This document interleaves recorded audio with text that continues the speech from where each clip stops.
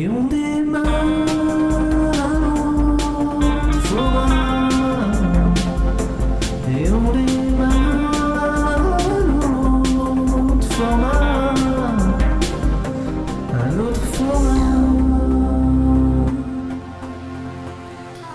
Phase B, épisode 16, saison 1, et ce générique qui va avoir droit aux honneurs du live au moment de Podren. Et d'ailleurs, j'ai eu droit à un petit con va de la part de David qui est en train de chanter sur ce générique, parce qu'à chaque fois il oublie que j'ai pris cette version que je devais pas prendre. Et donc, il avait qu'à pas la faire.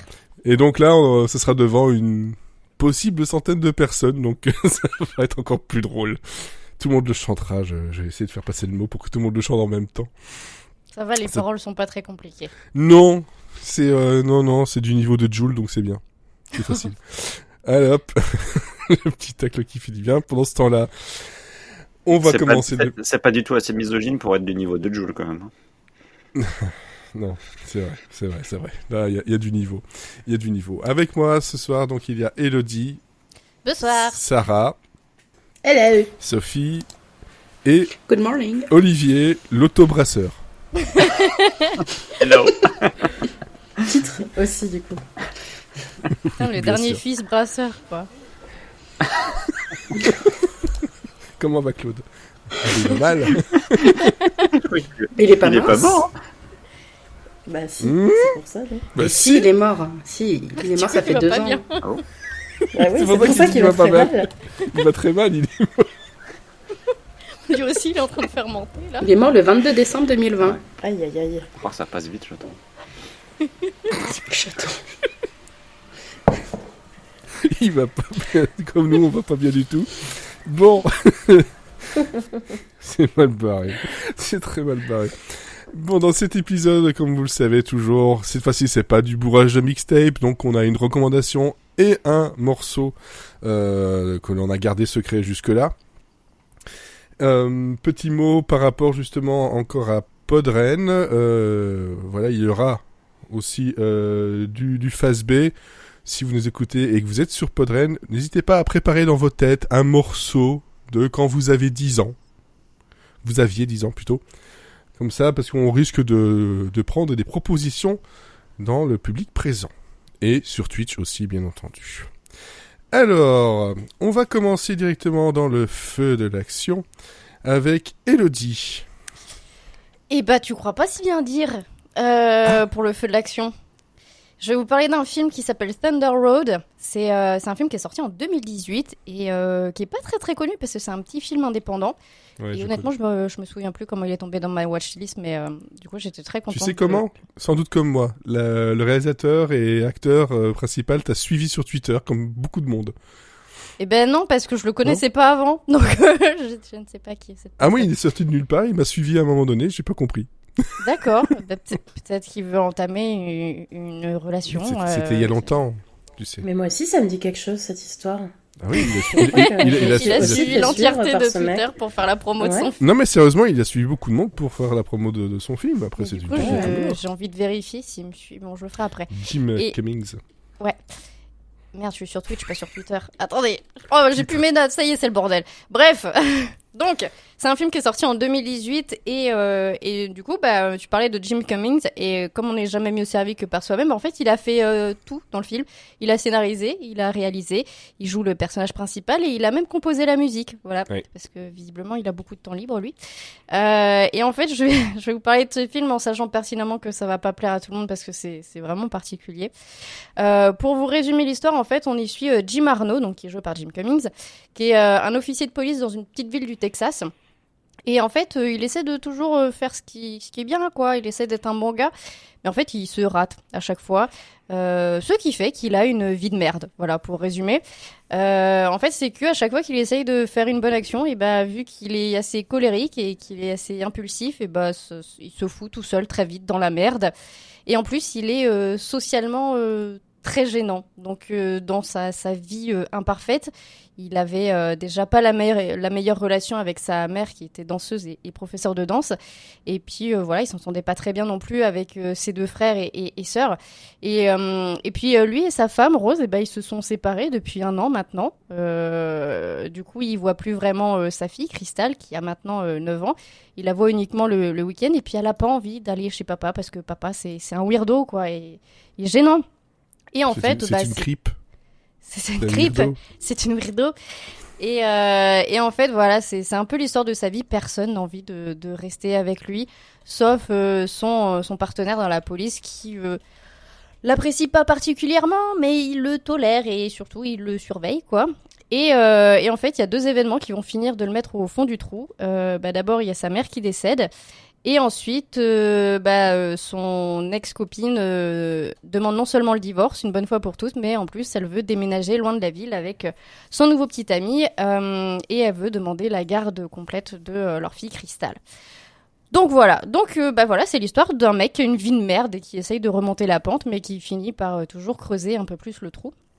Et en fait, le... Titre. Bonne ambiance. J'aurais dû m'en douter. Et en fait, le film, il y a beaucoup de gens qui ont été surpris dans le mauvais sens par le film parce qu'il a été assez mal vendu, parce qu'il est décrit surtout comme une comédie. Et en fait, c'est pas vraiment une comédie, mais je pense qu'on l'a qualifié de comédie dramatique parce qu'on sait pas vraiment où le classer. C'est vraiment un drame parce que Jim il a une vie tragique, il lui arrive que des trucs horribles et quand tu penses que rien de pire ne peut lui arriver, et ben si ça c'est un enchaînement de tuiles qui lui arrivent. Mais ouais, on peut pas le qualifier de comédie parce que en fait c'est un film qui a un ton complètement décalé. On est très souvent dans le cringe, c'est pas vraiment drôle, c'est en fait si on rigole c'est plus un rire jaune quoi, c'est un rire nerveux. Et en fait, pour vous résumer un peu le ton du film, en fait, le film il s'ouvre sur l'éloge funèbre de la mère de Jim et il essaye de faire un discours. Et puis après, pour lui rendre hommage, il veut faire une chorégraphie, mais la musique fonctionne pas. Du coup, c'est une scène très très longue, mais je vous jure, elle dure plus de 5 minutes, où on regarde un mec qui danse sur du vide pendant un enterrement. C'est le truc le plus gênant que vous verrez de votre vie. Et en même temps, tout le film, c'est un peu ça. C'est très long, c'est hyper gênant. Et en même temps, c'est totalement burlesque. Et voilà, cette première scène, avec très peu d'artifice, elle arrive à en fait résumer toute la vie de Jim, quoi. C'est une série de moments gênants qui le foutent dans la merde. Et voilà, donc ça donne un résultat assez déroutant, mais en même temps, ça sert à vraiment véhiculer la douleur du personnage et toute la tragédie de sa vie. Et voilà, en fait, ça résume assez bien le reste du film, parce que Jim, c'est le gars qu'on a tous connu un jour. Il est pas méchant, au contraire, il veut vraiment aider les gens, il propose toujours son aide, mais t'as jamais envie d'accepter son aide, parce que t'as pas envie de rester avec lui. Il est gênant, il est très collant, et tu sais jamais quand il peut vriller, quoi. C'est le mec... Tu dis il est gentil quoi, voilà, mais tu le veux pas en ami. Et en fait c'est tout ce qui fait l'intérêt du film, parce que la thématique de la perte, on l'a vu traiter de mille et une façons, mais en fait avec le personnage qui en fait un peu des caisses dans sa manière d'être et qui en même temps arrive à véhiculer des émotions très sincères, ça apporte une nouveauté au sujet et vraiment c'est très très décalé. Et du coup on est continuellement surpris parce que le personnage de Jim il est très imprévisible, donc c'est un film qui est un peu gaguesque, mais qui est toujours à contre-temps. Donc en fait, tu rigoles jamais, mais t'es toujours surpris et t'es juste dérouté en fait. Et voilà, donc c'est un peu un film sur la goutte d'eau, genre sur des personnes qui endurent la vie chaque jour sans broncher, et puis un jour c'est la goutte de trop, et puis en fait il vrille et tout se déconstruit, tout ce qu'il a construit de toute sa vie se pète la gueule. Petit à petit et voilà, donc c'est un film qui est très particulier, il faut vraiment aimer le cringe, mais en même temps c'est un film qui est très touchant, il y a de très bons acteurs et c'est vraiment un ovni, c'est un truc qu'on voit pas très souvent au cinéma, donc faut en profiter et du coup si vous voulez le regarder, il est disponible sur MyCanal, voilà. Ce qui est vrai que quand tu disais que c'était mal vendu, en tout cas voilà, mal, sans doute sur les sites etc., c'est qu'en général ils te disent que c'est un espèce de one man show étonnant. Oui, non, Quand mais tu dis one man show, tu t'attends à voilà, un truc drôle ou quoi, mais c'est ça, mais tu regardes même l'affiche française, t'as l'avis de Technicart qui dit à crever de rire et à briser le cœur. Je sais pas à quel moment. Je pense qu'ils ont pas vu le film. Mais oui, ça te crève le cœur, mais tu te tapes pas le cul par terre de ou alors ils ont juste vu l'affiche et ils ont fait une critique sur l'affiche. Oui, voilà.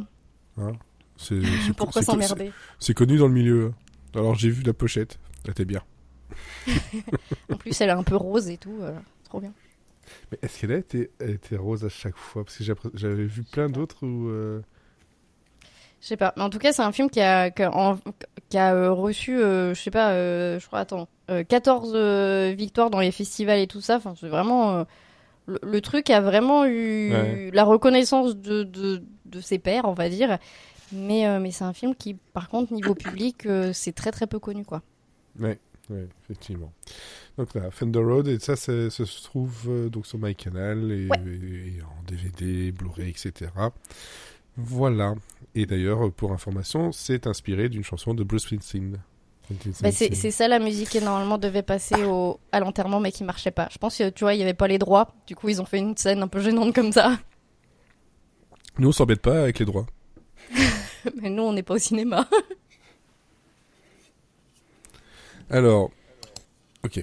Je lisais les messages et j'ai bien compris ce que j'ai lu. Bon, Sarah, tu es la suivante. Alors, je vais vous parler d'un bouquin qui s'appelle White de Bret Easton Ellis. Donc c'est un essai qui a été sorti par l'auteur américain en 2019. Moi j'étais complètement passée à côté alors que c'est mon auteur préféré. J'ai découvert son existence il y a 3 semaines. Et en fait c'est la première fois que Bret Easton Ellis... tu as découvert le livre il y a 3 semaines. Le livre il y a 3 semaines, oui. C'est mon auteur préféré, j'ai découvert l'auteur il y a 3 semaines. Non, le livre, oui, non, ce serait un peu bizarre quand même. Oui, Non, le livre, par pur hasard, parce que j'en cherchais un autre et le mec à la FNAC m'a dit, bah en fait, il y a que ça. Je dis, mais comment ça? Quelle est cette chose? Pourquoi je suis pas au courant? Bref, donc pour les gens qui connaissent pas Bret Easton Ellis, c'est le papa, donc c'est un auteur américain, c'est le papa des lois de l'attraction, d'American Psycho ou encore de Lunar Park. On parle pas mal de lui en ce moment parce qu'il sort justement pour la première fois depuis de nombreuses années un nouveau roman de fiction qui s'appelle Les Éclats. Et donc là, moi, je viens juste de finir White et je voulais en parler. Donc c'est un écrivain qui a un style très brut. Il a une minutie dans son écriture qui est assez incroyable. Moi, je me rappelle quand j'ai lu American Psycho à l'époque, il y a vraiment plusieurs moments où c'était à la limite de l'insoutenable. Et du coup, dans la plupart de ses fictions, on retrouve toujours une thématique de jeunesse dépravée, riche, dépressive, complètement autodestructrice. Et donc là, c'est la première fois qu'il se livre en fait sur sa propre vie, sur son enfance, et ça va, alors ça parle de tout et de rien, autant de ses prises de position sur Twitter que des films qu'il allait voir quand il était gamin. Alors moi c'est la première fois pour le coup que je suis assez mitigée à la lecture d'un de ses bouquins. Les 2 premiers tiers sont vraiment très très bons. Et en fait, dans le dernier, il commence à dégager une espèce de vibe de vieux réac anticonformiste, un peu boomer. C'est un petit peu dommage, mais ça reste quand même une œuvre assez intéressante à lire. Elle est complètement déstructurée. C'est divisé en 8 chapitres. Et alors, c'est intéressant, je pense, pour les gens qui sont déjà, qui ont une certaine initiation à la culture et notamment au cinéma, à Hollywood, aux médias, etc. Parce qu'il peut passer vraiment plusieurs pages sur l'analyse d'un film en particulier ou vraiment de l'impact, notamment au début il parle beaucoup de l'impact des films d'horreur qu'il a eu, que les films d'horreur ont eu sur lui quand il était enfant et qu'il allait voir à l'âge de 12 ans des films dans les vieux ciné à Los Angeles. Et puis il parle aussi en même temps de son amitié avec Kanye West, de sa vie entre New York et Los Angeles, ses rencontres, etc. Et il y a certains points aussi où il fait une espèce d'analyse de la société actuelle. Il y a certaines anecdotes, enfin en tout cas certains événements qu'il décrit qui sont très intéressants, notamment il fait référence aux attentats de Charlie Hebdo avec une nuance qui n'a pas été traitée jusque-là. Il fait une très très grosse analyse aussi de la société américaine post-11 septembre, qui trouve évidemment beaucoup trop politiquement correcte aujourd'hui. Et donc je disais tout à l'heure que là sur la 3e partie, moi j'étais un petit peu plus ça m'a un peu refroidi. Il écrit une sorte de pamphlet hyper violent, bon, comme d'habitude, hein, mais sur les États-Unis, sur l'hystérie un peu générale de la société. Il passe des pages entières à parler de l'arrivée de Trump au pouvoir. Alors lui, pour le coup, au moment des élections et au moment de l'arrivée de Trump, il a toujours maintenu une opinion très nuancée sur les réseaux sociaux, notamment sur Twitter, ce qui fait qu'on a assez souvent dit de lui que c'était un très très gros troll. Et c'est vrai que dans le bouquin, pour le coup, tout le monde y passe, quoi. Autant les millennials ultra conformistes, les progressistes, super condescendants, ils critiquent notamment tous ces espèces de démocrates privilégiés blancs dont l'élection de Donald Trump a priori ne changera rien à leur propre vie, mais qui ont quand même sombré dans des espèces de dépression inexpliquées. Donc voilà, moi j'ai un peu décroché à ce moment-là parce que j'ai senti qu'il y avait un petit manque de sincérité quand même dans ses prises de parole. J'ai eu l'impression que pendant des pages et des pages, il essayait de justifier ses tweets, il essayait de justifier ses positions justement. Ouais. Et on sent aussi que en fait le fait qu'il soit ultra provoque, c'est son business, et là il ajoute pas grand chose, quoi. Donc bon, je trouve que c'était pas forcément la peine de coucher ça sur le papier, mais ça reste, en tout cas, qu'on soit d'accord avec lui ou pas, un essai qui est quand même très très intéressant à lire. Lui, pour le coup, il a vraiment le chic pour mettre le doigt là où ça fait mal, à bousculer l'opinion, à remettre en question vraiment cette espèce de conformisme dans lequel on a tendance à s'ancrer, et même surtout cette espèce d'opinion générée par les réseaux sociaux qui dit que il faut penser comme ça parce que c'est bien, il faut pas penser comme ça parce que c'est mal, et c'est vrai que voilà, le fait qu'ils remettent tout ça en question, c'est hyper intéressant. Donc ça, c'est sorti en 2019, c'est dispo en poche, et ça doit coûter 10 balles, je pense, maintenant. Voilà. Oui. Ok, donc White de Bret Easton Ellis. Ouais. Voilà, et donc donc non, hein, Madame Moustache, non. On va passer à Olivier. Les Dupont et Dupont. J'ai l'impression que tu faisais non aussi de la tête en même temps, soit par mutisme ou j'en sais rien, ça donne non pas moi. Alors Olivier. Ouais, alors du coup, on va faire une double dose de Bret Easton Ellis. La magie de la phase B a encore fonctionné. Et parce que moi, en fait, je vais vous parler pas du roman précédent, mais celui d'encore avant, de Bret Easton Ellis. Et c'est un roman que je considère comme l'un des plus grands romans américains du XXIe siècle, avec La route de Cormac McCarthy, dont je vous parlerai probablement dans un autre phase B, et donc dont on a un peu parlé lors de l'épisode spécial Last of Us, rapidement. Ah ouais, j'ai pas encore eu le temps de. Voilà. Mais bon, on l'a évoqué, hein. D'accord. Mais le film ou le livre? Le livre. D'accord. Et je pense qu'on peut le livre aussi, le film aussi. Ah, par contre, Sarah, tu n'as pas ton micro, donc ça va être un peu compliqué. Ah oui, je disais oui, c'est moi, j'ai parlé du livre. Ouais, voilà. Parce que je comptais aussi en parler sur un face B, mais puisque vraisemblablement Olivier coupe l'herbe sur le pied à chaque fois. Et on le fera à deux, ça. On fera un truc en duo. Et du coup, donc ce livre-là, le livre dont je voulais vous parler, donc c'était Lunar Park de Bret Easton Ellis, donc que j'ai relu dernièrement, et du coup j'avais envie de vous en parler parce que je considère qu'il a pas bougé depuis. C'est un livre qui est sorti en 2005. Et donc il y a 18 ans, et je considère qu'il est toujours aussi bien, le livre n'a pas bougé, c'est toujours un incroyable chef-d'œuvre. Alors de quoi ça parle? En fait, c'est tout simple, c'est en fait une vraie fausse autobiographie de Bret Easton Ellis. En fait, il y raconte soi-disant sa vie, et en fait c'est à nous de démêler le vrai du faux. Et donc rien qu'en soi, je trouve le concept assez génial, mais en plus il sépare, il y a deux parties très distinctes dans son livre. Il y en a une qui fait une 40aine de pages et qui nous retrace en fait sa vie entre son premier roman qui était Moins que zéro et l'écriture de Lunar Park. Et donc cette partie-là, elle est vraiment écrite comme une autobiographie, même si on sent qu'il y a des endroits qui sont exagérés, mais globalement tout paraît à peu près crédible. Et puis tout d'un coup, en fait, il y a une transition où le mec il nous dit, en fait, texto, il nous dit, en dépit de l'horreur que semblent revêtir les événements décrits ici, il y a une chose dont vous devez vous souvenir pendant que vous tenez ce livre entre vos mains. Tout a réellement eu lieu, chaque mot est vrai. Alors là, ok, on tourne la page, et là, dès les premiers mots du chapitre suivant, on s'aperçoit que tout va être faux. Donc moi c'est vraiment le concept du truc, je trouve ça absolument génial. Le style change complètement, et là on tombe dans une partie qui est beaucoup plus romancée, beaucoup plus et on est même carrément plongé dans un livre d'horreur. Et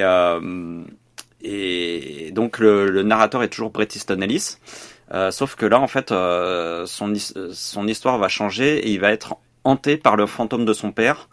Il va être hanté par le fantôme du personnage de Patrick Bateman, donc le serial killer dans American Psycho. Et moi, je veux pas être hanté par Patrick Bateman. Hein, non, pas grand monde. Le personnage qui me fait le plus peur au monde. Et en fait, tout le livre va être basé sur le traumatisme, parce qu'en fait, American Psycho, c'est pas seulement un livre qui a traumatisé ses lecteurs, c'est aussi un livre qui a traumatisé son auteur. Et tout le livre va être, tout Lunar Park va être un peu basé là-dessus. Et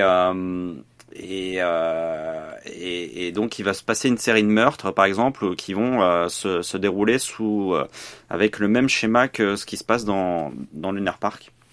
Donc sauf que lui, en fait, dans le livre, il nous explique qu'il veut pas tomber dans ce roman-là. C'est un roman qu'il a jamais relu, et il nous explique que c'est un roman qu'il avait écrit. En fait, c'était un roman qu'il écrivait sur son père, et il avait transformé son père en serial killer imaginaire, et il voulait pas du tout se replonger là-dedans.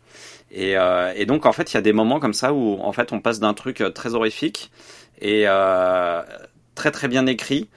Et je peux vous dire qu'il y a des scènes, quand on les lit le soir, tout seul dans le lit, c'est tellement bien écrit, c'est tellement flippant qu'on fait pas les malins, quoi. Enfin, et notamment, on s'endort souvent avec une image de Terby. Je sais pas si vous voyez, c'est l'espèce de peluche, c'est un oiseau avec des dents chelou, avec des oreilles bizarres. Allez voir sur Google si vous connaissez pas, ça fait peur. Et donc une fois que vous avez lu le livre, vous pourrez plus jamais acheter un Terby à vos enfants. C'est beaucoup trop flippant, quoi. Et donc il y a ce côté horrifique, mais il y a aussi un côté très personnel en fait dans ce livre-là. Et en fait, c'est un roman dans lequel il réfléchit à ce que c'est que d'être père, et au fait qu'il faut réussir à exorciser son propre père pour devenir un bon père. Et à côté de ça, il écrit un brûlot absolument ultra virulent sur la haute société américaine, qui élève ses enfants n'importe comment, notamment en leur donnant des calmants dès qu'ils sont un peu trop agités. Et puis du coup, comme il leur en donne trop de calmants, il leur file des excitants parce que il faut leur redonner un peu la pêche. Donc on a des gamins qui, dès l'âge de 7 ans, sont complètement shootés de médoc. Et en fait, c'est un roman dans lequel il balaie toute la société moderne, toute la société du XXIe siècle, avec un regard vraiment très aiguisé, très comme disait Sophie, c'est très pointu la manière dont il arrive à pas Sophie, Sarah, pardon. Sarah. C'est très pointu la manière dont il décrit les choses. Je le prends pas mal. Dont il décrit les choses, la manière qu'il a de regarder le monde, et il le fait avec vraiment une grande lucidité. Et du coup, on passe d'un sujet à un autre. On passe de la drogue au sujet d'actualité, au problème d'éducation. Et c'est vraiment, c'est un livre qui est hyper riche. Et notamment, à un moment donné, il parle du climat et du traitement médiatique qui est fait sur le climat. Donc, on est en 2005.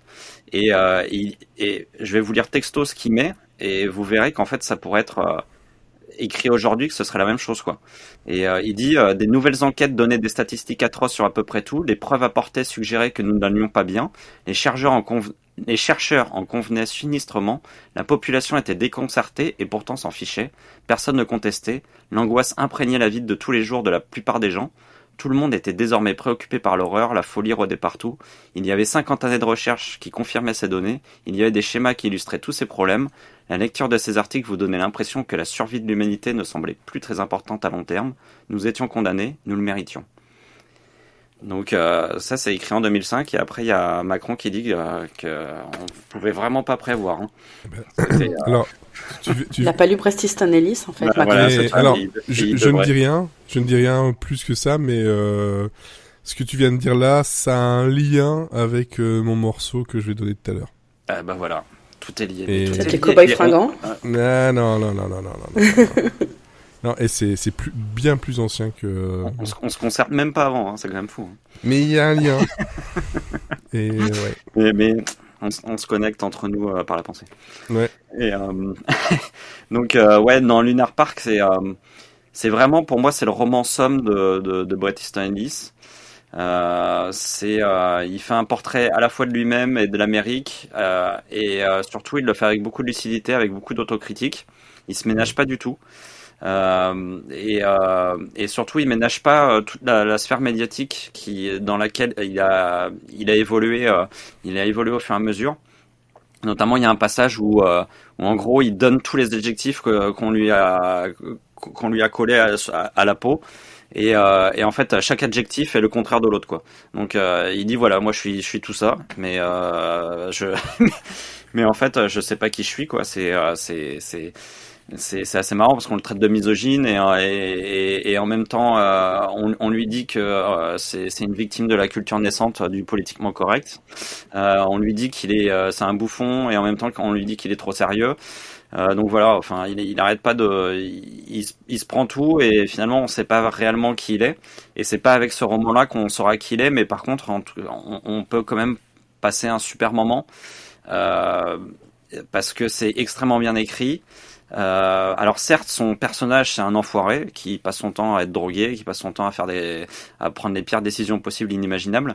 Mais en fait, c'est aussi le meilleur exemple, en fait, qu'il faut jamais réellement haïr un personnage, mais essayer de comprendre ce que l'auteur veut nous transmettre à travers lui, parce qu'en fait, on n'est pas à l'abri qu'à un moment donné, tout d'un coup, il y a une espèce de jaillissement d'émotions. Qui se déroule au milieu de toutes les saloperies qu'il fait et en fait c'est dans ces moments-là que Lunar Park c'est très fort. Il y a vraiment des très très très très belles scènes.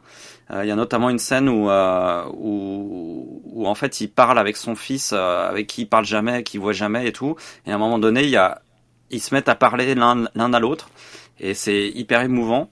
Et je vous parle même pas des 7 dernières pages du livre qui sont absolument bouleversantes, où il se met à évoquer la mort de son père et surtout le fait qu'il aurait pu éviter la mort de son père. Et en fait, il se confie sur ce qui est peut-être le plus gros trauma de sa vie. Et tout d'un coup, son style change complètement. Ça devient très juste, ça devient très sincère, ça devient très mélancolique. Et en fait, dans ces 7 dernières pages, t'as tout un pulse qui se met en place et tout d'un coup, on comprend pourquoi il a écrit ce livre-là, pourquoi ce livre-là est aussi bien. Et je peux vous dire qu'il n'y a pas beaucoup de livres qui ont une fin aussi forte, aussi belle. Justement, je pense que quand je pense en fin de roman, je pense qu'il y a La Route de Cormac McCarthy qui est globalement aussi qui m'a fait autant pleurer. Et moi, je suis sorti complètement cassé du livre. Mais avant ça, avant d'être bouleversé, j'ai quand même lu un bouquin qui était extrêmement bien écrit, très précis, très simple, très fluide, et qui est souvent très jubilatoire, très drôle aussi par moments. Et en plus, c'est un bouquin qui est foisonnant. Il y a plein de genres. Il y a l'horrifique, il y a l'actualité, il y a l'essai. Et puis en plus, on est constamment en train de se dire, est-ce que ce qu'il nous raconte, c'est vrai ou est-ce que c'est faux? Donc en fait, notre cerveau tout au long de la lecture, il est en pleine réflexion, et ça fait un livre qui, moi, à l'époque m'avait juste ébloui, et là en le relisant, j'ai eu le même sentiment, mais peut-être même en x2, quoi. Donc si vous l'avez pas lu, allez-y. Lunar Park, c'est un livre incroyable, vraiment. Le mieux, c'est de le lire si vous avez déjà lu d'autres livres de Bret Easton Ellis, parce que vraiment, c'est vraiment une somme de tout ce qu'il a pu faire avant, mais pas du tout avec le même style que ce qu'il a pu faire avant. C'est beaucoup plus écrit, c'est beaucoup plus, les phrases sont beaucoup plus longues que dans ses autres bouquins, et c'est moins, c'est moins, comme il dit, c'est moins furieux. Donc et je pense que c'est ça aussi qui a fait que tout d'un coup, moi qui aimais Bret Easton Ellis, tout d'un coup, j'ai retrouvé un Bret Easton Ellis qui écrivait réellement, et c'était incroyable comme lecture. Ok, merci. Alors, Sophie, de ton côté. Je voulais parler d'un livre de Bret Easton Ellis. non, je déconne. Non. Ça serait génial.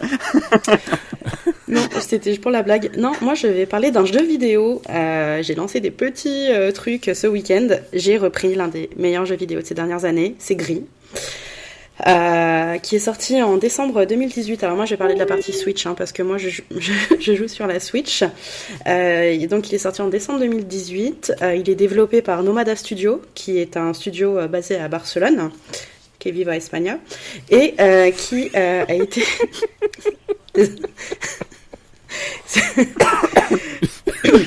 et qui... Je crois que j'ai tué Fred. Et pourquoi?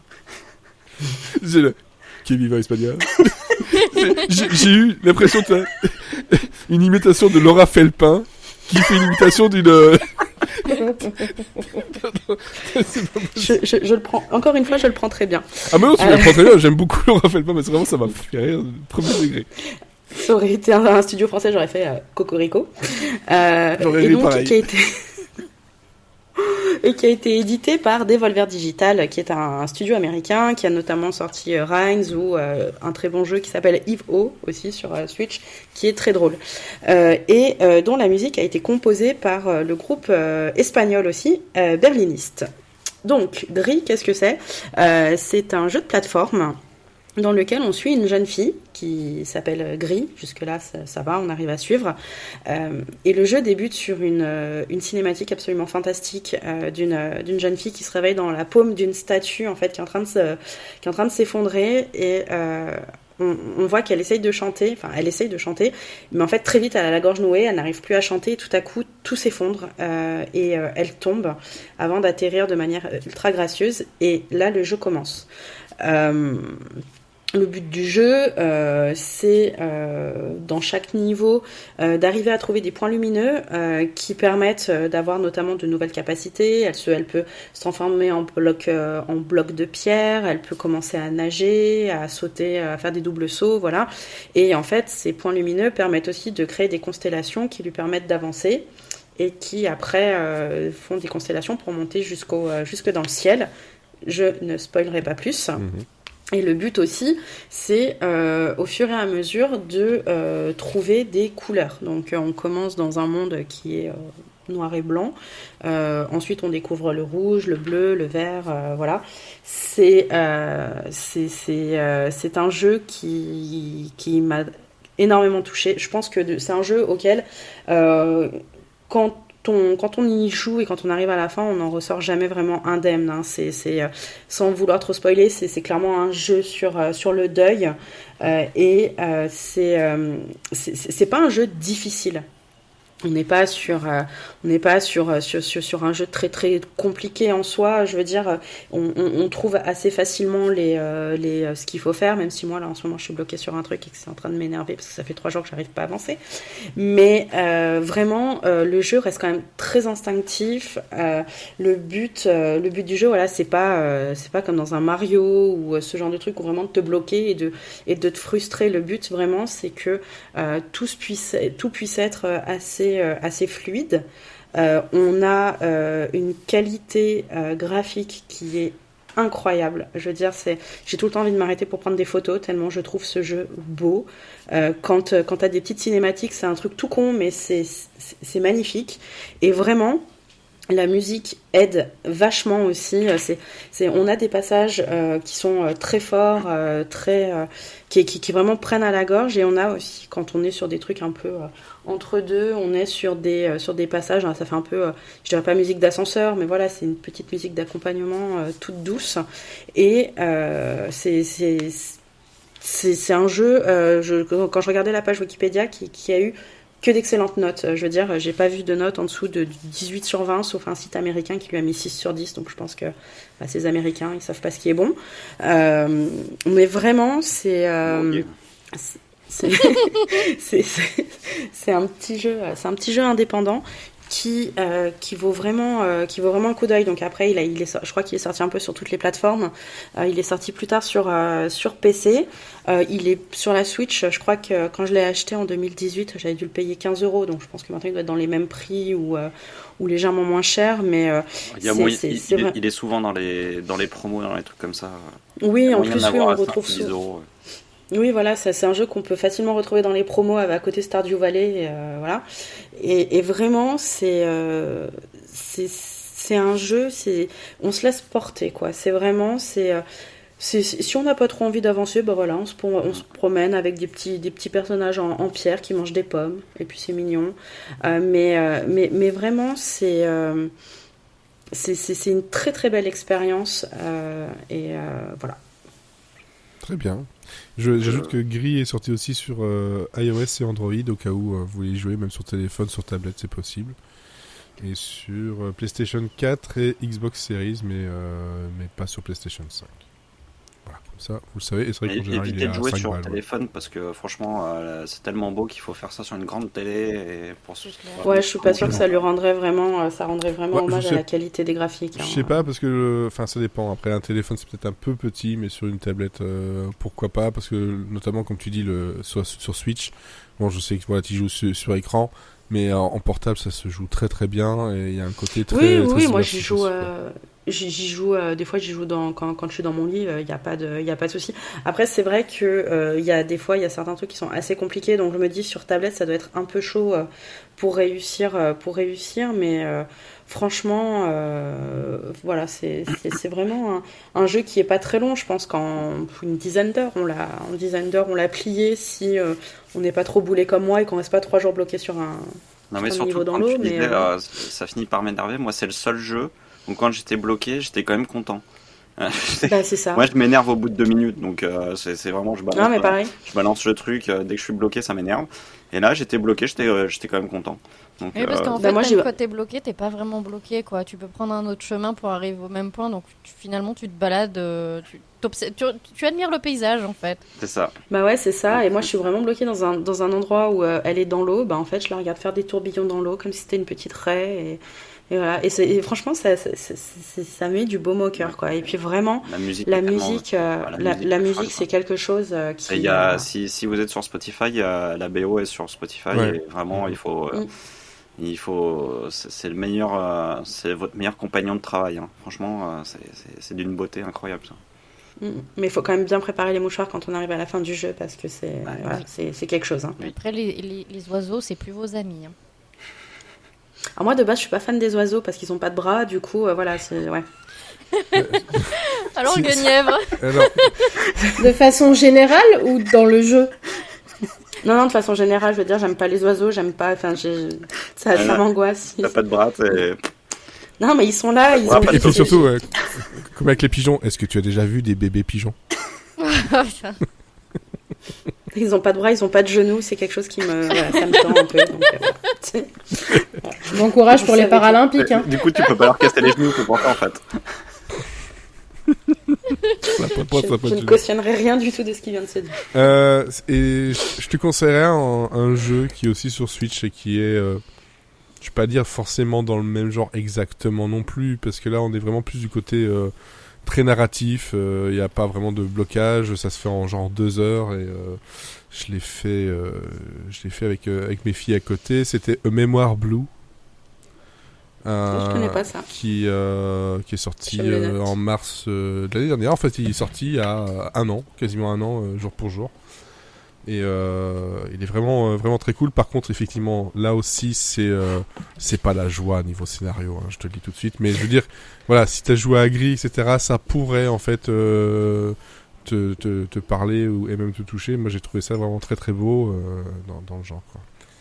Et comme il n'y a pas Je me le de note. comme il y a pas de parole, c'est juste des trucs qui sont montrés, c'est bien parce que t'as pas besoin de voilà, ça se raconte tout seul et c'est assez simple. Il n'y a Du pas coup- d'oiseau du coup. Et du coup, tes filles, elles sont parties en dépression ou comment ça se passe? Non, mais la plus petite, elle a regardé sans vraiment regarder, mais la plus grande, elle a regardé jusqu'au bout et elle a trouvé ça très très beau et elle l'a pas compris forcément comme moi je Oui, l'ai non, compris bah, non plus. Elle a pas tout compris, Bah, mais c'est ça qui est bien justement. C'est l'avantage de Gris, c'est comme c'est très métaphorique. Mais c'est ça, et- c'est pareil ici. Les enfants, ils peuvent, ils J'y peuvent trouve- voir le truc, mais sans forcément comprendre et trouver ça beau, quoi. C'est ça, exactement. Elle a trouvé ça beau. Et puis voilà, l'avantage justement de ne pas avoir de dialogue ou de texte à lire, etc. Machin, bah, si tu ne fais que avoir du ressenti. Et c'est pour ça que ça m'a fait penser à celui-là, justement. Alors, de mon côté, c'est de la bande dessinée. Et ouais, voilà, ça fait un petit moment que je le regardais de côté. Et c'est une BD que peut-être vous connaissez qui s'appelle Soda. J'ai mis une- Ouais, ah là là, j'adore. C'était dans le journal de Spirou, là. Exactement, dans Spirou depuis 87, donc ça se... ça rajeunit pas C'est- du tout. C'était la BD que je préfère dans le journal de Spirou. Eh ben voilà, c'est comme ça que je l'ai découvert aussi quand j'étais petit. Je lisais beaucoup Spirou, voilà, donc le journal et donc j'ai lu ça et j'ai trouvé le truc assez cool parce que pour raconter un peu la base de Soda. Donc on a le Solomon David qui est son nom, c'est pour ça que ça s'appelle Soda en fait, c'est son nom et c'est un flic qui se fait passer, en tout cas au niveau de sa mère, pour un pasteur. Pourquoi ? Parce que son père était flic, il est mort dans vraiment d'atroces circonstances, et donc sa mère c'était pas possible, donc lui il a vécu en tant que flic pendant longtemps, et puis justement sa mère se retrouve seule, elle vient habiter chez lui, et là il est obligé en fait de cacher ça à sa mère, et il a rien trouvé de mieux que de se faire passer pour un pasteur. Ça se passe à New York, donc c'est aussi un personnage dans la BD. Et moi j'avais trouvé ça assez drôle, le côté où il doit toujours cacher, toujours quand il descend de chez lui dans l'ascenseur, il a genre quelques minutes pour se changer, et c'est comme ça qu'on découvre qui il est. Et on a une BD qui est à la fois cynique, drôle, qui va aller chercher des moments justement de la ville de New York et du monde pour un peu les décortiquer avec de la violence, mais pas trop non plus exacerbée. Et moi, je l'ai découvert au moment où c'était le dessinateur Gazzotti, voilà, qui est à partir du 3e tome, parce qu'au départ, c'était Luc Varnant, qui, lui, par contre, niveau dessin, c'est les 2 premiers tomes, et c'était pour moi un peu difficile. Je trouvais ça, les couleurs un peu fades, le trait maladroit. Et Gazzotti, c'est lui qui a fait aussi la BD Seul. Je sais pas si vous connaissez, avec des enfants justement qui, voilà, c'est le même dessinateur. Et niveau scénario, jusqu'il y a peu, parce qu'il est décédé il y a déjà maintenant 4 ans, c'était Philippe Thom, qui était aussi avec Jean-Henri pour Spirou et le petit Spirou. Et alors pourquoi j'ai pensé à en reparler ? Parce que 1, j'adore cette BD là, et 2, parce que jusqu'il y a 10 ans, ils avaient essayé de relancer 10 ans après, encore une fois, la série avec une nouvelle série de BD, avec le tome 13 qui n'a pas porté chance du tout à comment c'était encore le dessinateur, je crois que c'était Dan. Il n'en a fait qu'une, c'est pas la meilleure, c'est l'épisode 13 qui s'appelle Résurrection. Résurrection, c'était très limite parfois complotiste du 9 septembre, il y avait des phrases qui étaient pas très cool, niveau dialogue. C'était très noir, ça c'était bien, mais il y avait des moments où j'étais pas trop d'accord avec. Et là, donc, j'allais dire Disney, mais c'est pas Disney. Pas du tout, c'est Dupuis. Et là, Dupuis a dit, ok, en fait, le 13 n'existe pas. Il n'existe plus. Enfin, vous pouvez toujours trouver, mais dans la logique, il n'existe plus. Ça s'arrête au 12, et maintenant, ils en relancent un nouveau qui arrive en juin prochain, avec à nouveau Gazzotti au dessin et Olivier, je vais retrouver le nom. Tout de suite, Olivier Bocquet au scénario, avec le vrai, entre guillemets pour eux, 13e épisode, 13e tome qui s'appelle Le Pasteur Sanglant. Voilà. Et là, on va retrouver ce qu'ils essaient de faire, c'est de relancer en fait la série une nouvelle fois avec les racines même de la série, qui, comme je disais, voilà, était le côté très drôle, mais à la fois cynique, à la fois violent, et toujours avec une construction un peu la même, c'est-à-dire voilà, le fait de devoir cacher à sa mère, ça fait des années qu'il cache à sa mère qu'il est pasteur, et je pense que c'est loin d'être fini. Et quand j'ai vu en fait le synopsis du Pasteur Sanglant qui arrive en juin, et franchement c'est dès jour 1 pour moi directement, il y a pas de problème. On retrouve donc aujourd'hui ce Soda qui a perdu la petite croix qu'il avait sur son veston en tant que pasteur. Et dans une enquête où il retrouve une prostituée avec un calendrier agrafé au front, mais toujours vivante, elle le reconnaît lui en tant que son agresseur. Elle a dans sa main la croix qui manque à son veston. Et donc en fait il y a une enquête sur lui qui, en gros, on le prend pour un serial killer.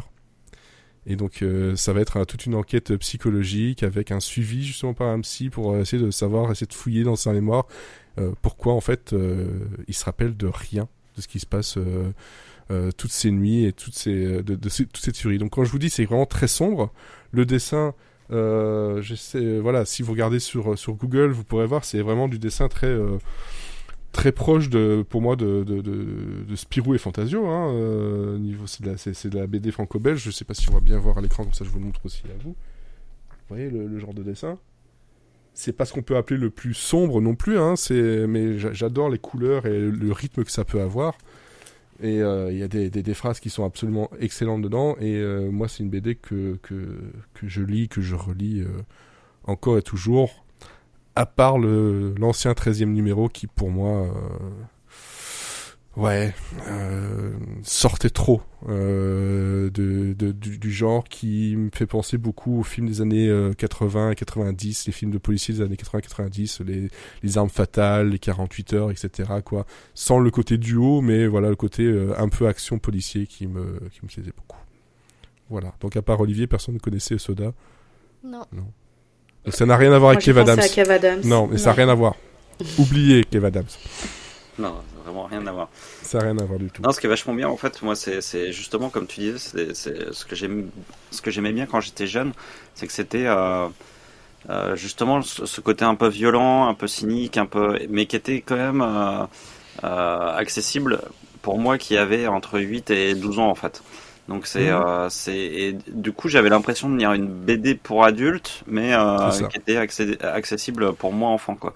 Et c'est vrai que les dessins ressemblent à ce qui se fait pour Spirou et Fantasio. Oui, et ça, que j'aimais beaucoup, qui était aussi une BD que j'aimais bien. Et ouais, non, moi j'aimais vraiment beaucoup le côté. Il y a des cadres, il y a des trucs. Moi, je me souviens très bien avant Tarantino, il cadrait des gros plans de flingues. Enfin, on a l'impression que Tarantino a repris. C'est très cinématographique en fait dans la découpe, et comme tu dis, voilà, moi je l'ai découvert aussi, je devais avoir à peu près le même âge, et donc tu le lis en tant qu'une BD policière avec de l'humour et un côté des trucs un peu adultes, donc tu dis voilà, c'est vrai que c'est assez cool, et en fait quand tu le relis quand t'es plus vieux, quand t'es adulte, tu vois en fait des sous-textes dans tous les sens. Ça critique en fait les maires de New York des années 80 jusqu'à 2000 et quelques. L'époque de Giuliani en prend plein la tronche aussi. Et en fait, ça, quand tu lis quand t'es gosse, quand t'es adolescent, bah, ça te passe par-dessus la tête. Parce que t'as pas les connaissances, t'as pas toutes ces références-là. Et puis quand tu le lis maintenant en tant qu'adulte, tu te dis, putain, ça va chercher en fait encore plus loin que ce que je pensais. Et je le redécouvre. Bon, je pense que je vais arrêter de la redécouvrir maintenant, hein, c'est bon. Mais je me suis pas dit, en fait, comme certaines BD que j'avais lues quand j'étais gosse, je les lis maintenant, je fais, ouais, bof, en fait, ça a mal vieilli. Là, je trouve qu'il y a encore un truc qui marche vraiment bien, qui est un message d'époque en fait. Mais il faut vraiment faire attention aux deux premiers tomes qui, niveau scénario, c'était déjà bien, mais alors niveau dessin, c'était vraiment bordélique. J'essaie de vous le montrer ici, vous pouvez regarder sur Google, mais voilà, on a du chou franquin en fait, et ça marche pas vraiment. D'autant plus que quand tu apprends à le connaître avec le dessin de Gazzotti que j'ai montré voilà juste avant, et que tu vois ça, tu dis qu'est-ce qui s'est passé en fait. Et alors que ben non, c'est dans l'autre sens que ça s'est passé. Moi, j'ai découvert ça un peu sur le tard. 87, je pouvais pas le lire. À 4 ans, un peu tôt. Enfin, un effort aussi. Mais bon, après, pour moi, et j'ai lu en fait une critique là-dessus qui je trouvais assez juste. Soda, c'est une BD un peu crevette. J'enlève la tête, j'enlève la queue, et je garde que le corps. Et la tête, c'est l'époque avec les 2 premiers tomes, et le 13e tome qui n'existe plus. Et je me suis dit, c'est assez drôle comme image. J'aimais beaucoup. Je l'ai retenu cette image parce que je la trouvais vraiment folle. Oui. Je pense que Tu en série Sophie, pourrait dire elle la est même trop chose, mal. hein, je pense. Hein. Oui. Ah, t'enlèves la tête, t'enlèves les bras, il reste que le tronc. Sophie, c'est foutu pour elle aussi. Hein. Déjà qu'avec les oiseaux, c'est compliqué. C'est une soirée un peu compliquée pour moi, ouais, j'ai l'impression. Donc voilà, mais moi j'aime bien le 13, alors je suis pas. Mais le 13, enfin relis-le, mais il y a des trucs je le trouve intéressant. C'est sûr qu'il détonne par rapport aux autres, mais il est quand même. Il a un côté sombre qui était bien, mais il a quand même une atmosphère qui est assez ouf. Ouais. Non, l'atmosphère est ouf. Le souci qu'on va avoir en plus de ça, c'est qu'ils pensaient faire un 2e numéro pour pouvoir continuer. Même, je crois que 3 était prévu. Bon, Tom est décédé avant. Et puis surtout, ça a eu un problème au niveau du puits, des trucs un peu en interne qui sont pas très clairs. Et malgré tout, je te dis, voilà, pour l'avoir relu dernièrement, il y a un côté très complotiste que j'aime, voilà, que j'ai un peu de mal avec. Puis des trucs limite racistes quand même, dans la bouche de la flic. Voilà, et là je viens d'avoir un trou de mémoire. De Linda. Toi, sa coéquipière Linda, qui c'est une flic black et qui a vraiment eu du mal, parce que voilà, en plus de ça, c'est une femme, et à un moment donné, elle se retrouve à dire ouais, c'est comme les macaques à Spanish Harlem. Et là, j'étais what? Non, il y a des trucs qui allaient pas, toi, dans certaines phrases. Mais après, encore une fois, comme je te le dis, et comme tu le dis, c'est vrai que l'ambiance, le côté noir, l'orientation était pas inintéressante, mais il y avait des trucs, ça, voilà, quelques grains de sable quand même. Relis-le, Ouais, je pense que je l'ai lu à sa sortie. Ouais, ben voilà, moi, à sa sortie, je l'avais pas vu, puis je l'ai relu vraiment il y a très peu de temps, parce que je l'ai refait tous. Et j'étais, oh, j'avais pas vu ça comme ça, moi. Et puis en regardant un peu, il est mal aimé pour ce genre de choses. Ouais. Et sinon, pour en revenir aux autres, pour revenir au corps de la crevette, du coup, c'est aller dans n'importe quelle librairie, aller voir les couvertures des BD. Elles sont folles, quoi. C'est hyper joli. Les couvertures sont dingues, je trouve les noms toujours très très bons. Ouais. Parce que c'est toujours très relié à la religion. Je vous conseille d'ailleurs, il y a moi, ici c'est des intégrales, il y en a 3. Hein, forcément, il y en a 12 BD, plus Résurrection. Et donc, l'intégrale là, c'est à chaque fois 4 tomes, et ça revient à peine 20 €, je crois. Donc ça vaut franchement le coup. Le format est nickel, il est un peu plus petit, mais je trouve ça nickel. Mais voilà, les deux... Ouais. En fait, en dehors de Spirou, moi j'avais découvert la BD parce qu'en fait elle faisait partie des BD qui étaient distribuées par Total quand mes parents faisaient un plein Total. Vrai. On avait le droit pour 5 francs en plus, on avait le droit à une BD. Non, la chance, moi à ESSO, j'ai une BD Un Indien dans la ville, quoi. Ah merde. Mais Chacun sa route, chacun son chemin. Hein. à la même période, un peu après, c'est la même période où en fait il y avait les nouveaux Spirou un peu dark qui étaient passés avec Machine qui rêve et à New York. Ouais. Et Machine qui rêve, il est génial Machine à New qui York. rêve, il est génial. À New York, oui, il est aussi, mais Machine qui rêve est vraiment très sombre et très dark pour du Spirou et on sent que c'est le même, c'est Tom quoi en fait, c'est son écrit mais voilà, niveau titre, pour vous en citer quelques-uns, il y a Tuer en paix, Lève-toi et meurs, Dieu seul le sait, Délivre-nous du mal, Fureur chez les saints, et donc le dernier là qui arrive en juin, qui est Le Pasteur sanglant. J'ai bien hâte de voir ce que ça va donner parce que ça a l'air complètement tordu. Donc j'espère ne pas être déçu. Voilà. Alors, on va passer à la musique. Il y aura peut-être moins de crevettes. Je sais pas. On fait la BO des crevettes pailletées. Je vais. Ah oui, c'est vrai, effectivement. Film sympathique d'ailleurs. Moi j'ai choisi, comme ça je commence directement par le chanson et je peux vous faire le lien avec ce que avait dit Olivier. C'est un morceau que j'adore depuis tout petit, donc c'est un groupe que j'adore depuis tout petit, c'est The Police. Voilà. Et c'est Omega Man qui est sur l'album Ghost in the Machine.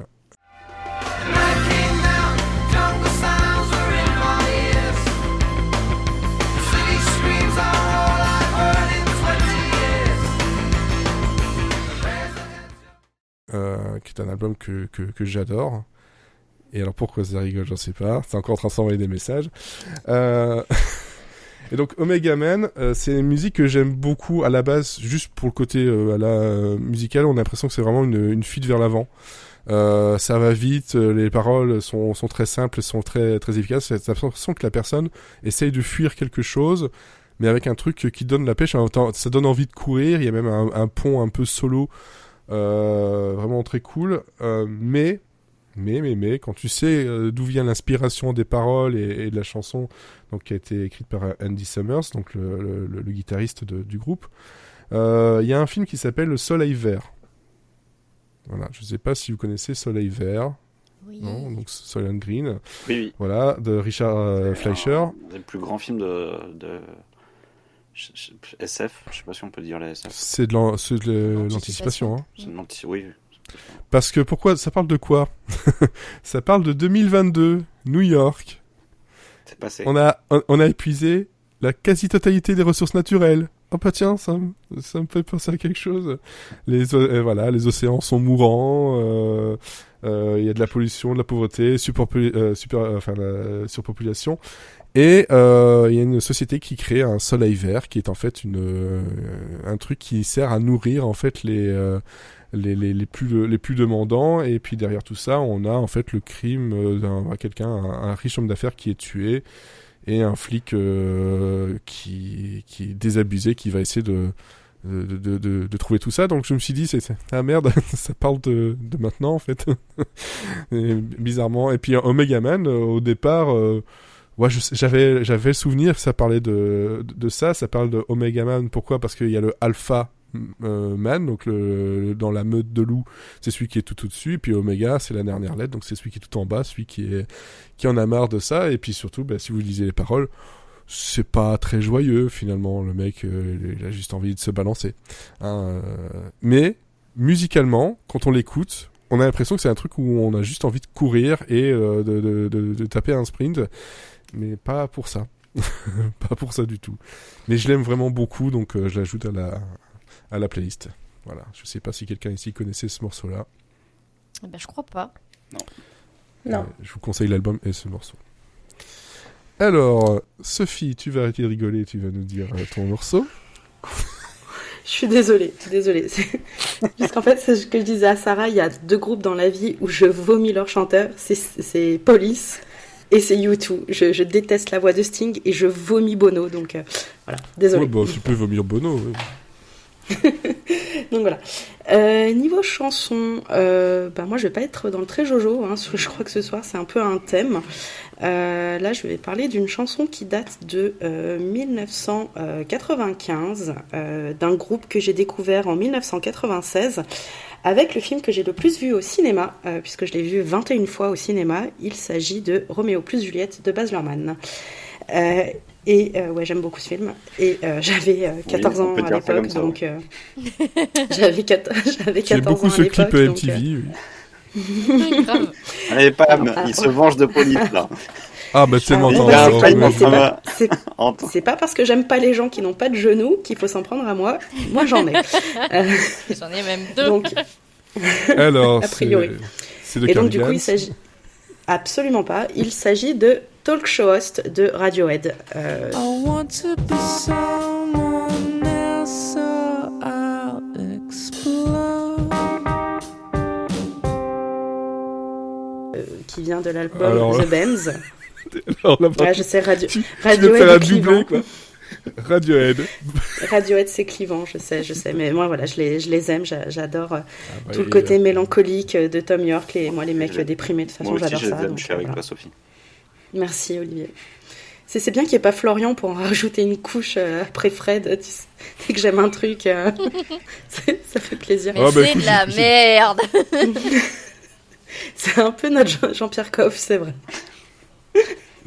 Il va adorer. J'imagine. Il est même pas là pour se défendre, quoi. On aime bien taper sur les gens à terre. J'imagine On Florian enverra avec des un coup de messages. jambon. C'est de la merde. Ah bah Jean J'imagine Bono tout comme à dans fait YouTube. Florian faire ça. Ouais. Restons sérieux. Et donc, du coup, cette chanson, c'est dur d'enchaîner. Oui. Voilà, donc moi, cette chanson, vraiment, c'est une chanson que j'aime beaucoup. C'est une chanson qui, je trouve, exprime à la fois un profond désespoir et en même temps un côté vraiment, j'en ai plus rien à branler de ce qui va se passer. Il y a toute la guitare qui est entêtante dans ce morceau. Les paroles, c'est vraiment, j'ai envie d'être quelqu'un d'autre ou je vais exploser. Viens me chercher, putain. Enfin voilà, c'est vraiment, voilà, c'est pas une chanson que tu mettrais à un mariage, hein, clairement. Mais je trouve que pour moi, personnellement, mais arrête de rigoler, Sarah. Je suis désolée, les paroles que tu viens de balancer comme ça, Bah oui, c'est quand ça. même hyper drôle. Non mais oui, mais non mais bien Horrible. sûr, mais Mais en fait, traduit en français, la chanson ça. n'est pas. Oui, traduit là, en français, on dirait. Quand tu traduis en français, on dirait un jeune émo qui est en train de faire sa crise d'ado, clairement. Mais Oui, les commentaires Skyblog. c'est pas faux avec les lettres un peu de penchées des et tout. bling-bling. Mais Oh là là. voilà. Mais je trouve que c'est une chanson qui malgré tout reste très très belle. Et voilà, c'était mon choix. Le choix de Sophie. Je vais m'enterrer dans un trou. Incroyable. Le cheveu de Sophie. Je sais pas si j'assume. Ah bah mais non, là, je tu peux me pas. suis dit- C'est impossible. Et là, enfin, moi. J'y vais verra jusqu'au plus bout, jamais quoi. pareil. Oh, le trou noir. Titre. Le pire, c'est qu'au moment où elle a dit, voilà, c'est mon choix, moi, en tête, j'avais, Evelyne. voilà, Evelyne machin, je sais Tu, plus. tu, tu, tu, tu. Voilà, et puis alors, tu m'as achevé avec ton truc. Oh là là. Je savais pas comment plus casser l'ambiance. Là, je pense que je pourrais pas mieux faire ce soir. Oh, bah, J'ai tout C'était donné. parfait. Alors, je Incroyable. sais pas à quel point tu casses l'ambiance, vu qu'on est tous en train de rigoler. Donc, Ouais, je crois que c'est la première fois Bah, qu'on se j'anime- marre autant en pensant au show de Sophie. Je- J'anime vos mariages, bar mitzvah, tout ça. N'hésitez pas. Enterrement. et d'ailleurs, pendant les mariages, ce sera, viens me chercher, putain. On parle pas de ta femme comme ça, enfin.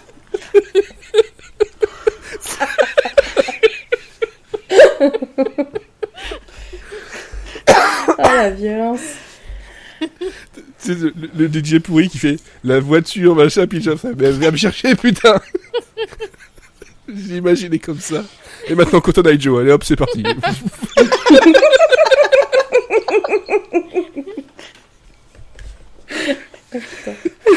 J'en ai plus rien à foutre, je m'en fous. Je je vous emmerde et je rentre à ma maison. Je vois bien une petite chenille qui redémarre après tout ça, c'est parfait. Ouais. Ah, Cotton Eye Joe. la chenille à Podren, Ah, la fameuse. la fameuse chenille. Ah bon, bref. Pourquoi on fait Je jamais sais la pas qui chenille m'a sur passé Cotton Eye derrière moi, Joe? mais bon courage là. Titre. Non. Non, non, Bah, attendez. Oui, bah là, oui, si elle est obligée. Oui. alors, bon, Olivier. Contractuel. hein. Ah bah bravo, merci. Putain. Oh, tiens, Ok. tu sais, il y avait les roues d'un camion, je t'ai poussé en dessous. Débrouille avec ça. Bon, du coup, comment je vais me sortir de là Euh, C'est pas mon problème. Non, en fait, du coup, moi j'ai choisi. En fait, l'avantage des bouquins de Bret Easton Ellis, c'est qu'il parle de plein de chansons. Donc, du coup, je me suis dit, bah, je vais aller piocher de là-dedans. Et Lunar Park, je pense que c'est le bouquin où il y a le plus de mentions de chansons. Donc, il y a vraiment du beau monde. Il y a du Elton John, il y a Fleetwood Mac, il y a les Ramones, il y a Radiohead, justement. Il y a les Who, il y a Robbie Williams, il y a les Kings, enfin bon, il y en a plein. Et du coup, moi, je me suis arrêté sur The Blower's Daughter de Damien Rice. Parce So que it is just like you said it would be. d'abord, je trouve que c'est une très belle chanson. Et puis, alors, c'est pas une chanson qui met la patate, hein, mais par Bon, contre, en même temps, au point où on en est. Là. non, ouais, c'est ça. De toute façon, on est tous dépressifs, en train de rigoler sur le choix de Sophie, donc, enfin, c'est. Et mais en fait, je me suis arrêté sur cette chanson-là parce que je trouve l'histoire de cette chanson assez marrante. En fait, c'est à l'époque, Damien Rice, il travaillait dans un standard téléphonique qui vendait des produits financiers. Et en fait, un jour, il a téléphoné. C'était vraiment un boulot pour en manger parce qu'il vivait pas encore de sa musique. Et un jour, il Manger du riz.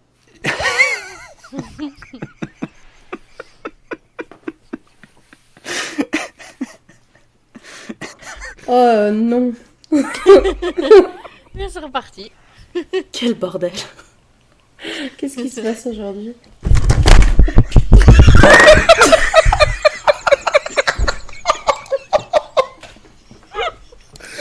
Oh non. Vous l'avez pas vu, mais il y a une caméra qui vient de se casser la gueule. Bordel. Oh non. Faut pas le prendre comme ça, hein, c'est pas la peine de flip de table. Hein. Ça va, Eratiti? Bah, je ne sais pas, je ne vous vois pas. Vous m'entendez ou pas? Oui, oui, oui. Ah oui, bah moi mon écran est noir, voilà. Donc je sais pas ce qui va se On te passer. voit, on Bon, on va t'entend. voir. Et on ça y est, rigole. ça revient. Donc, Oui, alors. Damien rit. Je disais à propos du riz. Donc du coup, un jour, il appelle une nana et en fait, ils commencent à parler ensemble et ça dure 1 heure. Et après, ils prennent l'habitude de s'appeler tout le temps en fait. Sauf qu'un jour, il l'appelle et puis elle répond plus. Mais vraiment, genre pendant très longtemps, genre pendant 2 mois, ils se sont appelés quasiment tous les jours. Et donc un jour, elle a arrêté de répondre. Et donc il était paniqué et à l'époque il n'y avait pas internet donc c'était très difficile de retrouver des gens mais il a fait toute une enquête machin et tout et en fait il a réussi à choper l'adresse de la fille, il y est allé et là en fait il s'est aperçu quand la nana elle avait 16 ans et que c'était une lycéenne quoi. Et en fait elle lui a dit bah non moi j'ai arrêté de répondre parce qu'en fait j'ai repris les cours donc j'étais plus disponible, c'était juste que j'étais en vacances. Et du coup c'est en fait Blowers c'est une référence à l'ancêtre du téléphone. C'était à l'époque c'était des tubes où on soufflait dedans pour appeler. Et en fait quand en Angleterre je vois la tête de Fred, je ne veux pas savoir ce qui est passé.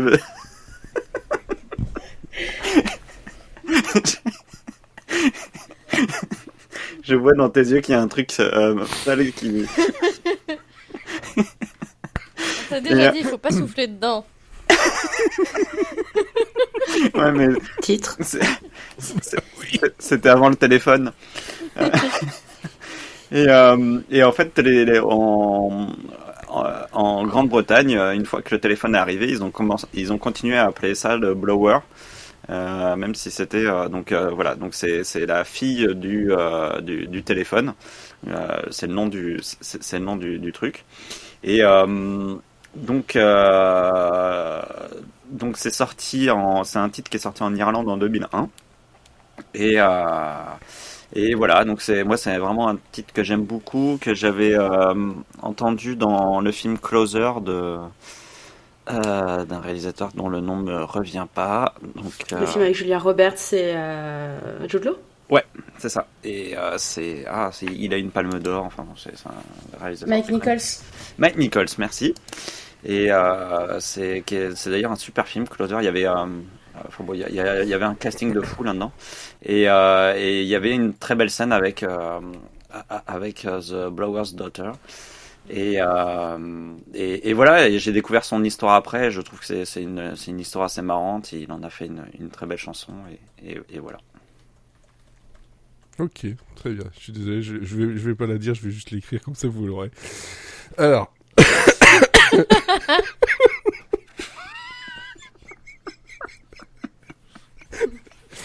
J'ai ça en tête depuis tout à l'heure. Cette émission de la honte, sans déconner.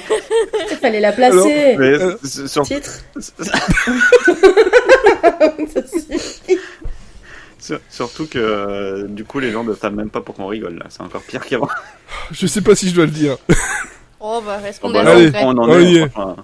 Non, mais parce que tu dis, voilà, Blowers, et on disait en Angleterre que c'était, on disait encore que c'était un Blowers, et j'étais en train de chercher depuis tout à l'heure comment ça s'appelait les personnes qui donnaient les numéros, puis j'ai opératrice de téléphone, les opératrices téléphoniques en Angleterre faisaient du blowjob.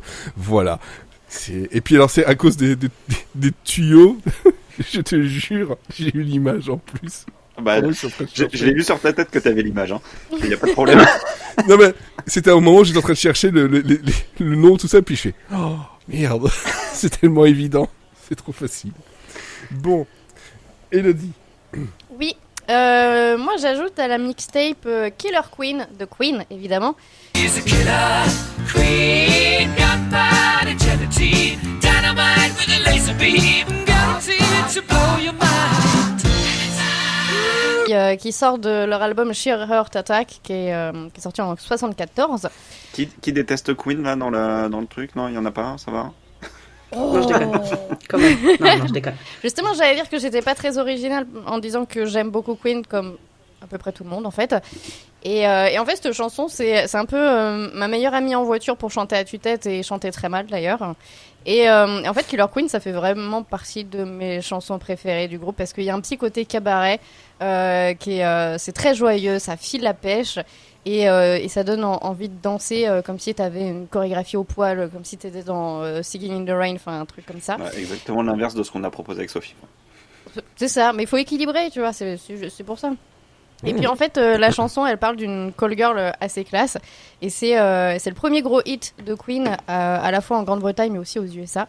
Parce que jusque-là, leur public était plutôt habitué à des chansons très rock avec des grosses guitares. Et là, c'est la première chanson qui est véritablement plus légère, avec vraiment des envolées lyriques et vachement plus pop et tout ça. C'est du pop rock, quoi. Ouais. C'est sûr, ouais. Ouais, mais là, t'as vraiment ce côté plus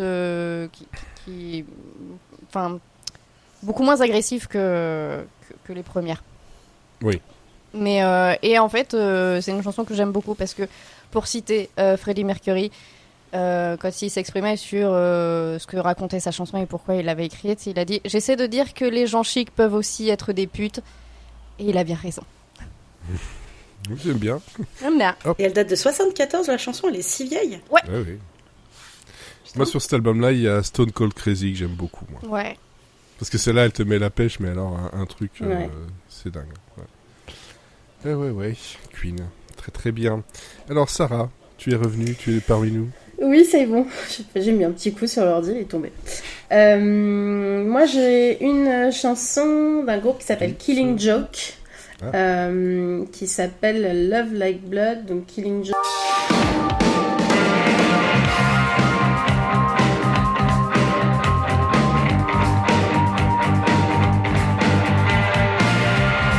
c'est un groupe de rock londonien formé à la fin des années 70. Ils ont à peu près une quinzaine d'albums à leur actif. Ils jouent d'ailleurs encore aujourd'hui, ils passent pas mal en festival. Et du coup, Love Like Blood, c'est la chanson qui les a fait le plus connaître. C'est sorti à l'époque en 85. C'est un morceau vraiment de rock gothique, très très influencé par le mouvement New Wave. Et alors, au-delà de la musique qui est super engageante, il y a une ligne de basse assez incroyable sur cette chanson. C'est surtout les paroles que moi j'aime beaucoup. C'est un vrai appel passionné à se battre pour ses valeurs, pour sa musique et pour la justice, quelles que soient les conséquences. Et ça m'inspire un petit peu en ce moment. Le refrain d'ailleurs, Love Like Blood, ça symbolise l'unité, la collectivité, qui sont plus importants que les individualismes. Et d'ailleurs, le chanteur et lyriciste a indiqué qu'il s'était lui-même inspiré de Yukio Mishima, qui a écrit un récit qui s'appelle Le Japon moderne et l'éthique samouraï. Et cet essai est lui-même inspiré d'un autre livre, le Hagakure, voilà, j'essaie de le dire un peu à la japonaise, c'est qui est en fait le guide spirituel et pratique dédié aux guerriers. C'est un truc qui date du 15e siècle, qui a été écrit par un samouraï et qui insistait sur le fait que en fait la philosophie de vie du samouraï, c'est vraiment le déploiement ultime de son énergie, et que la voie du samouraï, c'était la mort. Et d'ailleurs, pour la petite anecdote, cet ouvrage-là, donc le Hagakure, a été banni après la Seconde Guerre mondiale au Japon, parce que vraisemblablement, c'est ce qui aurait mené la nation vers gros militarisme et culte des dirigeants. Et donc, on en parle très très peu au Japon aujourd'hui de cet ouvrage-là, mais on le retrouve beaucoup, en tout cas chez les Occidentaux, alors dans cette chanson, entre autres, Love Like Blood, mais aussi dans d'autres trucs, notamment des films occidentaux sur les samouraïs. Il y a le Jim Jarmusch Ghost Dog, avec le personnage principal joué par Forest Whitaker, qui suit complètement en fait ce guide-là. Donc voilà, les paroles sont assez intéressantes. À l'époque, quand j'essayais d'en savoir un peu plus, je m'attendais pas du tout à ce que je me retrouve à lire des trucs de guide de samouraï du 15e siècle, parce que c'est une chanson de goth, donc pas vraiment grand chose à voir, et en fait, non. Très bien. Ok, voilà. C'est ajouté à la playlist. Bon, ça en est sorti quand même. Compliqué. Pas mal. Oui, pas mal. Donc voilà, on avait du cinéma avec Thunder Road, on avait du Bret Easton Ellis x2 avec White et Lunar Park. On a du jeu vidéo avec Gris et de la BD avec Soda et les morceaux que je viens d'ajouter donc dans la mixtape. On vous donne donc rendez-vous dans 2 semaines pour l'épisode spécial Podren, donc où il y aura Monsieur Série et Phase B en un seul épisode. Mardi prochain, pas d'épisode du Out of Context parce que repos. On se repose. On pourra regarder Succession. Voilà, et puis on pourra écouter des choses plus joyeuses, j'en sais rien. Finir de préparer ce qu'on a à faire pour Podren qui sera fin de la semaine. Je ne regarde personne. Personne n'est prêt, vous n'êtes pas prêts. Bon, bref, en tout cas, merci à vous 4 pour cet épisode et on vous donne rendez-vous dans 2 semaines. À bientôt. Bisous. Salut. Bye.